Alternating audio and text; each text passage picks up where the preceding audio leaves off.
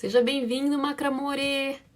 Espero que você esteja bem. Qual que é o melhor fio para iniciantes? Olha só, os cordões, a escolha dos cordões, elas são muito pessoais, tá? Quando eu comecei a fazer macramê, quase 5 anos atrás, não existia a quantidade de cordões que existe hoje. E eu comecei com fio de malha. Eu adoro trabalhar com fio de malha. Fio de malha é uma questão que você ou ama ou você odeia. Mas por que eu adoro trabalhar com fio de malha? Principalmente que eu achei que foi importante pra mim quando eu comecei. Porque o fio de malha, ele é muito acessível, o custo dele é muito acessível e é muito fácil desfazer nós com o fio de malha. E o que isso significa? Significa que quando a gente começa, a gente erra muito os nós, porque é natural isso acontecer, né? Às vezes a gente tá dentro de uma sequência, a gente desliga um pouquinho dali, erra o nó. Então, o fio de malha é muito mais prático para desfazer esses nós. Diferente, por exemplo, do barbante. O barbante, uma vez que você dá um nó e você aperta bem o nó, assim como o fio de malha, você tem um pouco mais de dificuldade de desfazer os nós, porque como eles são vários fios torcidos, na hora que você vai desfazer, às vezes puxa só um, ficou um lá, então ele acaba se desfazendo essa torção no caso do barbante. É diferente do fio de malha. Assim como, por exemplo, o cordão de algodão, né? Então o cordão de algodão, por ele também ser um trançado bem fechado, ele também é mais fácil de desfazer o nó. Acontece que o investimento no cordão de algodão, ele é mais alto, por exemplo, do que na malha, né? Hoje em dia a gente tem muitos fios de malhas diferenciados no mercado aí. Tem fio de malha premium, que eles têm uma única espessura, tem fita de malha. A fita de malha é ótima para se trabalhar, ela não tem elasticidade, se você tiver alguma dificuldade com a malha devido à elasticidade. Eu adoro a malha, qualquer uma delas, viu? Adoro, assim, eu gosto de trabalhar com ela, é muito prática, fácil, nó bem dado, sem machucar as mãos, mesmo que você faça força, eu adoro. Sou muito suspeita de falar. Mas não tem uma indicação que eu falo assim, ó, comece com esse, tá? Qual é a indicação que eu dou quando eu falo comece com esse? Eu falo o seguinte, comece com aquele cordão que você encontra com mais facilidade dentro da sua região. Por que, Priscila, você tá falando isso? Mesmo que seja barbante? Mesmo que seja barbante. Por quê? Uma vez que você fez um projeto com aquele cordão e as pessoas verem aquele projeto, você postar aquele projeto, alguma coisa assim, pode ser que as pessoas já queiram comprar mais unidades daquele projeto. E aí, se você fez com algum cordão que você não tem próximo a você, ou que você tem que pedir, demora muito para chegar, ou que você nem sabe onde tem, que você tinha aí na sua casa, pode ser que você não consiga vender pro cliente igual, a não ser que você fale pra ele, olha, eu posso fazer um igual a esse daqui, porém com um cordão diferenciado, assim, assim, assado, né? Você pode, inclusive, dar essa opção pra ele. De qualquer forma você pode dar, né? Mas quando você tem o cordão próximo de você, perto de você, você sabe onde encontrar, qual é o preço, etc., você já facilita o seu processo de produção para vender aquele projeto. Se esse for seu intuito também, né? Como eu faço para calcular o valor de uma peça que eu nunca fiz? Você sempre vai calcular o valor de uma peça que você nunca fez com a estimativa da quantidade de cordão, da quantidade de tempo que você vai demorar, com a estimativa de lucro, com a estimativa. Você tem que ter uma base de precificação para que você saiba que você não está perdendo dinheiro ali, que você não está pagando para trabalhar. A partir daquilo para cima você está ganhando mais lucro, né? Então você precisaria ter uma base de estimativa dos valores de projetos menores para conseguir estimar um valor maior nesse caso. Ai, Priscila, nunca fiz nenhum projeto pequeno, nem um grande. Como que eu estimo? Aí eu vou te falar para que você teste, para que você faça a precificação, a estimativa de precificação, e se por qualquer razão você errar da próxima vez, você já sabe quanto cobrar e como fazer. Tá? Tá tudo bem a gente errar preço, é comum no começo, tá? Não é o certo, não é o ideal, né? Você tem que ter, no mínimo, a base mínima aí de que você precisa cobrar. Mas se você errar, da próxima vez, pelo menos, você já sabe, né? Já aconteceu comigo lá no começo, quando eu não sabia precificar direito. Aconteceu comigo também. Vocês pensam o quê? Eu fui estudar, fui me atualizar, né? Quando eu percebi que eu precisava estudar, que se eu me atualizasse, isso também faria o meu negócio crescer, eu cresci muito mesmo. De fato, eu consegui crescer daí, né? Então, você pode tirar uma expectativa e mesmo com a expectativa ser errada. Por exemplo, eu já cobrei muito caro para um projeto que foi super fácil de fazer e já cobrei mais barato para um projeto que foi super difícil de fazer, né? Então acontece, é natural isso acontecer, principalmente quando a gente está começando. Depois de um tempo, não. Aí fica mais fácil, porque daí você já sabe quanto de cordão em média usar, quais nós vão, qual tipo de projeto você vai fazer, qual a diferença entre eles, qual o padrão. Então, assim, aí é mais fácil, facilita. Por falar nisso, dá uma passada depois em destaque que eu falo o que é necessário você contabilizar lá para precificar. Inclusive, lá em destaque, em preço, tem um podcast da Elisângela Batista, que é a pessoa que me ensinou a precificar, tá? Então, depois, se você quiser passar lá, vale a pena. A alça da minha bolsa de palha quebrou. Tem um passo a passo de alça dentro... Aliás, tem 2 passo a passo de alça dentro do YouTube. Tem uma alça... Nossa, tem mais até. Tem 4 passo a passo de alça dentro do YouTube.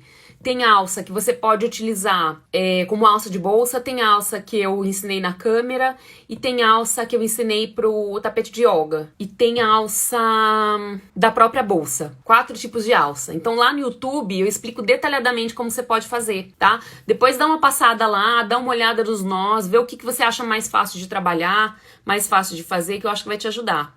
Calcular a quantidade de cordão. Primeiro ponto, você precisa entender que não há uma exatidão no cálculo de cordão até que você tenha que você aprenda a calcular e você tenha essa base própria para o cálculo para que ela fique mais exata, tá? Então, hoje, o meu cálculo de cordão é muito mais exato do que quando eu comecei a calcular. Esse é o primeiro ponto para você saber. O cálculo do cordão, ele vai depender do tipo de cordão que você está usando, da espessura, da cor, do modelo, da marca, da força que você coloca no seu nó, do espaço que vai ter entre os nós, do tipo de padrão que você vai utilizar no projeto que você vai fazer.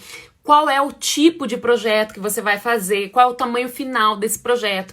Então, tudo isso interfere na quantidade do cálculo de cordões no momento de você fazer esse cálculo. Nossa, Priscila, tá bom, já entendi, mas e agora? O que eu posso fazer? O primeiro passo é você baixar o meu e-book, que tá no link da minha bio. Depois que você sair dessa live, você vai lá, baixa o e-book, lá eu ensino como você pode fazer o cálculo. Segundo ponto, eu não tô te falando nada do que não tenha lá, tudo que eu tô te falando aqui tem lá. Segundo ponto você sempre precisa saber qual é o tamanho final do seu projeto. Terceiro ponto, você precisa planejar o seu projeto. Quarto ponto, você precisa ter amostras.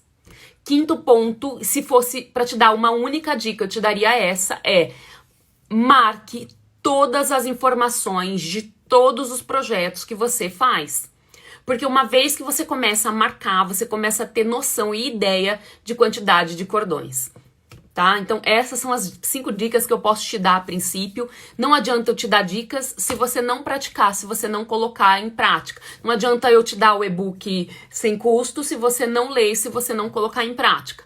Tá? Então tudo isso é o que? É teste. Ó, tem até uma espinha aqui para falar para vocês testarem. Testa, tá? Tudo na vida. O barbante Aline Fios é parecido com o Euro-Roma em relação à estrutura? É bem parecido, tá? Esse aqui, ó. São João, Aline Fios e espesso, eles são bem parecidos, tá? Acontece que às vezes eles mudam a espessura do fio. Então mesmo que ele seja 24 fios, às vezes ele pode ser um pouco mais fino, tá? Mas eu sou suspeita, eu gosto de trabalhar com esse barbante Aline Fios, tá? Gosto mesmo, assim, mesmo. Eu gosto. Mas daí é aquilo que eu tava falando, né? Que a questão da escolha do cordão é muito pessoal, né? Então, às vezes, o que eu gosto não é legal pra você. Então, né? E vice-versa, né? Então, trabalhei 1 ano com portugueses. Vocês sabiam disso? Aí eu contando minha história aqui. Vocês sabiam que eu trabalhei 1 ano com portugueses de Portugal? Claro, né? Eu amo de paixão. Sou muito grata aos meus patrões que eu tive, que foram portugueses, me ajudaram muito no momento que eu precisava. E eu amo os portugueses. Amo a forma deles falarem. Acho engraçado que alguns deles acham que a gente não fala português, que a gente fala brasileiro. Ai, Deus. Assim, gente, todas as vezes que a gente vai fazer um projeto, seja ele qual for, então, por exemplo, digamos que eu passei uma alça, né? Que eu passei uma alça que foi feita de cordão sintético. E você vai fazer com outro tipo de cordão, isso entra dentro da variação que eu falei pra vocês sobre o tipo de cordão a ser usado, o tipo de cálculo a ser feito. Todos os projetos que são feitos por mim com um tipo de cordão, quando é feito por vocês por outro tipo de cordão, provavelmente vocês vão precisar colocar mais comprimento ou menos comprimento a depender do tipo de projeto e o tipo de cordão que vocês estão usando, tá? Por isso que é importante a gente entender desse processo do cálculo. Eu falo pra vocês, inclusive, que isso foi uma grande dificuldade que eu tive quando eu comecei lá atrás, há quase 5 anos atrás, né? Eu tentava seguir os passos de pessoas que tinha no YouTube, não tinha na nossa língua, ninguém ensinava macramê em português naquela época. Era um site russo, suíço, não sei, indiano, hindu, nem sei dizer. E eu não conseguia concluir, todas as vezes ficava errado, até que eu comecei a entender o processo de como fazer esses projetos. E criei um método sobre nós, né? Quando o cordão é mais espesso, as medidas devem ser maiores, depende do tipo de projeto, tá? Na lógica, seria isso. Mas dependendo do tipo de projeto, você vai precisar de menos cordão, tá? Então, vai variar, vai variar. Não posso responder que sim para todos. Eu estou tentando criar um suporte, coloquei umas folhas no final, mas estou receosa de ser muita coisa. Que dica você me dá? A dica que eu te dou é que você tente o equilíbrio em tudo que você for fazer, mas que principalmente você teste. Porque tem gosto pra tudo, gente. Tem gente que olha minhas peças e acha sem graça. Tem gente que olha umas peças coloridona e acha maravilhoso. Então, assim, é muito variado. Tem cliente pra tudo quanto é público. Se você achou... Eu sou da seguinte questão, assim, né? Se você achou que tá dentro do que você esperava, já é um ponto positivo, sabe? Porque às vezes você faz e fala assim, nossa, isso aqui não tá legal, não gostei. Então, assim, às vezes pode até ser que tem outra pessoa que goste, mas se aquilo não tá conversando com o seu ser, com o seu ponto interno de amor, sabe? Daquela dedicação, então, às vezes vale a pena você mudar, né? Agora, sobre essa questão, gente, da beleza, do equilíbrio, do belo, do resultado harmônico, isso tudo a gente ganha com o tempo, tá? Então eu até indico que vocês busquem referências em artes, em artes antigas, sabe? Não só em artes de artesanato, né? Mas em pinturas antigas, na história da arte, em museus, em livros,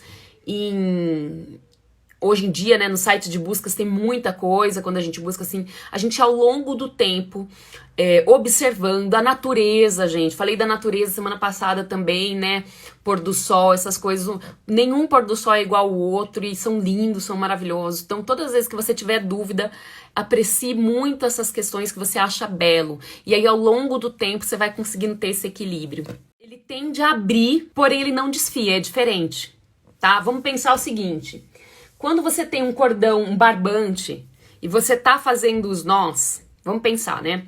Tô aqui com o barbante ele é um fio torcido. Quando você tá usando o barbante e tá fazendo os nós, no momento do nó ele tende a se abrir, ó, dessa forma aqui, ele faz isso daqui, ó, tá? Ele tende a abrir. O cordão de algodão torcido, dependendo do trançado dele, se ele for trançado simples, se ele for trançado e ainda assim torcido, ele não vai abrir, ele só vai distorcer os cordões.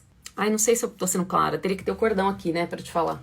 Por exemplo, ó, deixa eu ver se eu consigo. Digamos assim, eu não sei qual tipo de cordão você tá falando, mas digamos que assim, tem 3 cordões de algodão, e digamos que esses 3 cordões, eles sejam assim, trançados, tá? Por exemplo, cordão de algodão trançado. No momento que você faz o nó, ó, ele vai abrir, mas ele não vai desfiar. É diferente do barbante. O barbante, ele abre e ele desfia, ele sai mesmo, né? Ele solta os fios, tá? Então vai depender do tipo de cordão que você tá usando, da marca que você tá usando. É difícil falar assim, né? Sem saber. Feiras de artesanato, que tipo de peça você acha que tem mais saída? Vai depender da feira, do local que a feira acontece, do tipo de público que tem a feira. Vai variar um monte de coisas, tá? Eu sugeriria você testar como levar uma peça, por exemplo, no máximo 2 peças de cada item que você acha que sai bem dentro do seu mercado hoje. Se você já faz macramê. E aí levar esses itens, né? Uma quantidade boa de cada item. Então, por exemplo, vou levar 2 modelos de suporte de plantas, 2 modelos, tô aqui dando um exemplo, tá? 2 modelos de painel, 2 modelos de filtros dos sonhos, 2 modelos, você leva sempre um modelo diferente do outro. E, se for o caso, você usa como demonstração, né, pra pessoa, olha, eu tô aqui vendendo, posso vender esse, mas se você quiser eu faço do jeito que você gosta, você tem alguma preferência. Então, dentro da feira, você pode trabalhar de 2 formas, né? Com um produto à pronta entrega, com grande quantidade, para você fazer bastante venda, ou você pode trabalhar com monstruário, né? Olha, esses produtos aqui são monstruários, mas eu faço seu pedido agora, levo para você, assim, assado. Vai depender do tipo de feira que você tá trabalhando. Dá pra você fazer essas 2 ações dentro de uma única feira, tá? O suporte de plantas normalmente vende bem, tá? Aí você tem que pensar, eu vou vender o suporte de plantas sem o vaso, com o vaso. Com o vaso eu ganho mais dinheiro, vai ser mais fácil, vai dar mais trabalho na hora de levar, na hora de voltar, do quebrar, tenho como embrulhar, não tenho, tudo isso você tem que analisar. Não tem jeito errado de fazer nada, viu? Não tem essa não, de errado ou certo, não tem isso. Normalmente, quando a gente trabalha com macramê, independente se é canhoto ou não, a gente trabalha os 2 lados, né? Agora, a arte, ela é feita livre, né? Ela é livre, não tem essa de fazer do lado certo ou do lado errado. Ela é livre. Ela pode ser feita do jeito que você desejar, do jeito que você quiser, né? Não existe jeito certo e errado. Não existe dentro da arte, tá, gente? Existe o que é mais fácil.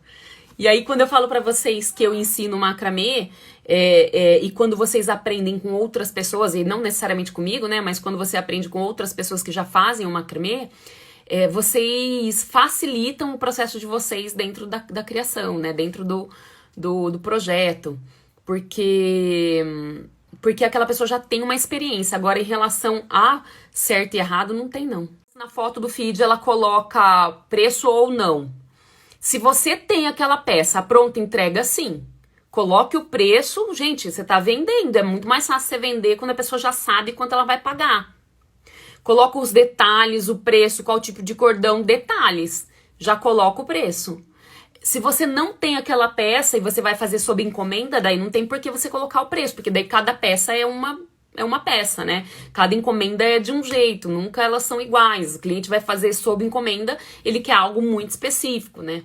Então, a não ser que você coloque essa foto, por exemplo, produto com pedido sob encomenda a partir de tanto, né? Aí não tem como colocar também na foto no feed, teria que ser no conteúdo escrito. Ainda assim, quando, por exemplo, às vezes a pessoa pergunta assim pra mim, qual que é o preço desse suporte? Eu não sei qual tipo ela quer, qual cordão, qual tamanho, eu a partir de R$60, por exemplo. Né? Eu coloco, olha, a partir de R$60.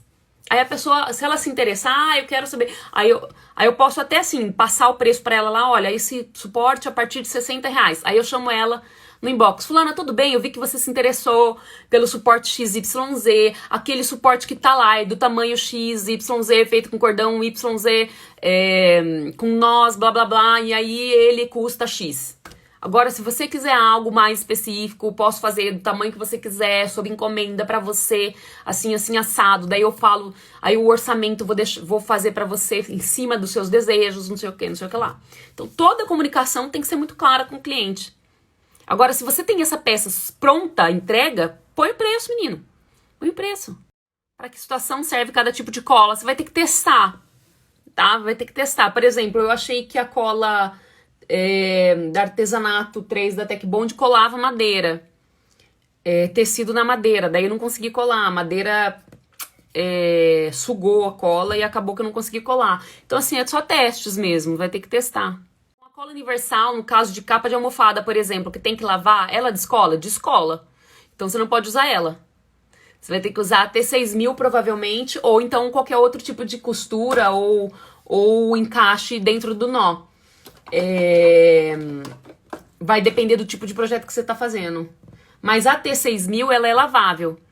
Agora vai depender do tipo de projeto que você está fazendo, quanto cola você usou, como que a pessoa vai lavar, isso tudo vai variar. Cola de silicone funciona bem também. Funciona bem também. Se eu desenvolvi algum tipo de ansiedade quando comecei a vender as peças, não desenvolvi. Muito pelo contrário, o macramê, ele tirou a minha ansiedade. Eu era uma pessoa muito estressada. Eu era uma pessoa extremamente... Eu estava, na verdade eu não era, tá? Eu estava muito armada, assim. Tava muito impaciente, intolerante, muito estressada quando eu comecei a fazer o macramê. E o macramê, ele veio assim, ele me acalmou, ele me trouxe uma tranquilidade. Foi através do macramê que eu comecei a meditar. Foi através do macramê que eu entendi a necessidade da gente olhar para as coisas menores, né? Da gente viver o agora. Eu virei vegetariana depois. Enfim, tem muito, assim, minha vida foi um marco mesmo, assim, um divisor de águas. O macramê na minha vida foi um divisor de águas. Mas eu não fiquei ansiosa para vender o macramê, porque era algo que eu precisava, sabe? Então, assim, eu comecei a lidar com aquilo como se fosse de fato um trabalho, desde o começo. Então, eu comecei a oferecer para as pessoas, eu coloquei na porta de casa, aonde eu ia, eu levava o suporte que eu tinha, levava fotos do que era possível fazer com os macramês, eu avisava todo mundo que era isso que eu tava fazendo agora.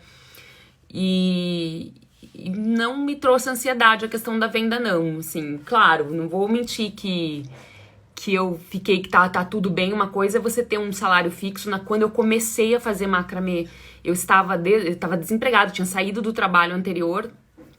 E então tinha a questão da ansiedade da entrada do dinheiro, das contas chegando, né? Aquela ansiedade, mas não da venda do macramê, né? Inclusive eu conto também sobre isso, que eu comecei a fazer em outubro, em janeiro eu fiquei o mês todo sem vender. Aí eu fiquei, meu Deus, fiquei ansiosa, mas eu nunca fiquei ansiosa para vender, eu fiquei ansiosa por não vender naquele momento. Aí depois de janeiro eu consegui um outro trabalho, e aí comecei a trabalhar com outro emprego e com o macramê junto. E aí mais ou menos um ano e pouquinho, quase um ano, não me lembro agora exatamente, assim, que eu já tava fazendo macramê, eu comecei a ganhar mais com o macramê do que com esse trabalho que eu fazia. E ainda assim mantive esse trabalho, né? Quando a gente empreende, a gente tem que saber que tem meses que entram mais, tem meses que entram menos. E aí a gente também tem que aprender a equilibrar a parte financeira, a cuidar da parte financeira, né? Quando a gente decide empreender, a gente decide também tomar diversas decisões dentro do nosso negócio, né? Então, para isso, a gente precisa estudar, se aprofundar, entender melhor sobre alguns pontos. Gostaria de saber se tem alguma diferença entre começar um suporte e fazer uma perninha toda. Eu faço perna por perna. Braço, né? Eu chamo de braço de suporte, né? Os braços do suporte, né? Eu faço um braço inteiro, depois começo o outro, depois faço o outro, depois faço o outro. Eu faço sempre um inteiro para depois começar o outro. Não sei se foi isso que você perguntou. Não tem diferença, não. Você pode fazer, por exemplo, primeiro em um, depois do outro e ir variando também. Você que decide. Acho que depende do modelo que você quer fazer também, né? Eu fico ansiosa quando não acerto algum nó. Gente, é super comum, viu? Principalmente para quem tá começando. Desfazer, errar e fazer de novo. Isso é extremamente comum dentro do macramê, principalmente quando você tá começando. Nossa, eu lembro que, nossa senhora, gente, eu já desmanchei, já desatei muito nó nessa vida, muito nó. Sobre as sobras de malha, além do enchimento de almofada, tem algum outro destino, trabalhos pequenos para aproveitar? Dá para fazer, eu não sei o tamanho da sua sobra, né? Mas dá para fazer clipes decorativo, dá para fazer chaveiro, dá para fazer mini painéis, dá pra fazer... Nossa, dá pra fazer marcador de copo. Nossa, gente, tem muita coisa que dá pra fazer. Fico sempre muito preocupada sobre o que o cliente vai achar da peça quando ele encomenda, ou super preocupada quando eu vou passar o orçamento. O orçamento, gente, não tem muito o que fazer, né? Você vai passar ali daquele orçamento, o mais importante é que você coloque todas as informações ali, né? O tipo de cordão, qual o modelo, o valor, o prazo de entrega, se vai ter um valor pago antecipado ou não, se esse valor for pago antecipado e acontecer alguma desistência, o que acontece, o que mais? Medidas finais do projeto, aproximadas. Todas as informações de orçamento tem que estar ali. Eu acho que até o orçamento é mais simples. Agora, em relação à preocupação sobre o cliente, o que ele vai achar da peça, eu sempre, quando eu faço sob encomenda, e o que é sob encomenda? É quando você faz um projeto específico para um cliente específico, né? Ele vai falar para você, eu quero uma peça assim, assim, assado, que represente isso ou aquilo, e aí você vai fazer para ele. Eu sempre, durante o processo de trabalho, vou contatando o cliente e passando as fotos dos projetos. Olha, tá ficando assim, é isso mesmo que você queria, tá dentro do que você imaginava, tá dentro da sua expectativa, por favor, me seja sincero, se não estiver, esse é o momento que eu posso alterar, e assim eu vou conversando. Fui colar uma peça feita com barbante preto. A cola de silicone ficou branca. Como posso fazer a colagem? Tem outra cola que não deixa esbranquiçada? Nossa, você foi colar onde, hein? O que será que você colou? Vai depender. Eu não uso cola assim com muita quantidade de cola, né? Eu sempre uso para acabamento e é muito delicada a quantidade que eu uso, assim. Tenta pintar a cola a pessoa, né? Não sei, mas aqui não sei nem se funciona. Pintar a cola com uma tinta, com uma caneta de tecido preto, sei lá. Se tem outra cola que não deixa esbranquiçado, nossa, gente, não sei. Talvez a T6000 preciso reparar. É tão difícil eu trabalhar com barbante preto. Como embalo uma peça grande em macramê para enviar pelo correio? Qual forma mais segura? Forma de embalar também ela é muito pessoal, tá? Sobre a segurança, no próprio... você falou do Correios. O próprio Correios tem uma recomendação dentro do site. Eles têm uma recomendação de embalagem, de como embalar. Então, se você tiver qualquer dúvida lá, tem uma recomendação de qual é a melhor forma de embalar. Eu sempre embalo com papel seda, papel craft e coloco na caixa, sempre. Não deixo sem caixa. Em relação a uma peça grande, vai depender de que tipo de peça que é. Por exemplo, digamos que seja um painel grande. Lembrando que grande, pelo Correios, vai ser mais difícil você enviar. O Correios envia até 70 centímetros, se eu não me engano. Ainda assim, com preço bem mais salgadinho, né? Dá uma olhada, talvez, no melhor envio. E aí, o que acontece? Se for um painel, por exemplo, eu sempre protejo muito bem as pontas dos painéis, que podem vir a furar o papel ou a furar a caixa se tiver muito impacto, né? Então é isso que você tem que prestar atenção. Tipo, qual é o tipo de projeto que você está fazendo e se ele pode rasgar ou não, ou a embalagem, etc. E bem proteger bem esses lados. Croquis para o cliente, sempre ou depende? Nunca.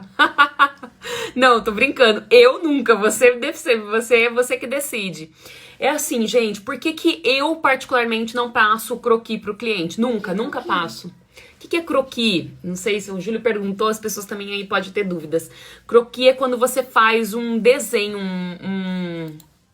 muito resumidamente, é quando você faz um projeto de um desenho, né? Mas ainda assim não é isso exatamente, né? É um planejamento do desenho. Tá, entendi.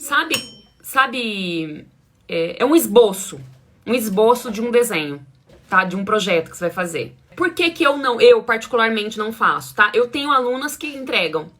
Tenho alunas minhas que fazem o croquis e que entregam ao cliente, mostram ao cliente. Por que eu particularmente não faço isso? Porque dependendo do tipo do cliente que você tem, quando você entrega o croquis, é aquela expectativa dele.